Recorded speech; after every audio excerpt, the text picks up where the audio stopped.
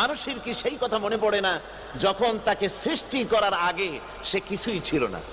তোমার সৃষ্টির আগে যখন তুমি কিছুই ছিলে না, সেখান থেকে তোমাকে যিনি সৃষ্টি করেছেন, তোমার মৃত্যুর পরে তিনি আবার তোমাকে জিন্দা করতে পারবে। তোমার কি মনে নাই?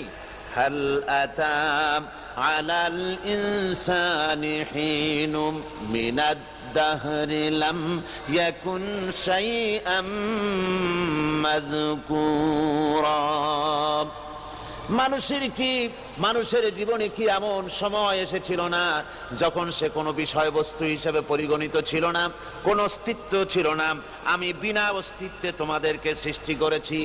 বিনা অস্তিত্বে যখন তৈরি করতে পারলাম, তখন বুঝি আমি আবার তোমাদেরকে জিন্দা করতে পারবো না? এটা কেমন কথা তোমরা বলো? ওরা বলে وقالوا أئذا كنا عظاما ورفاتا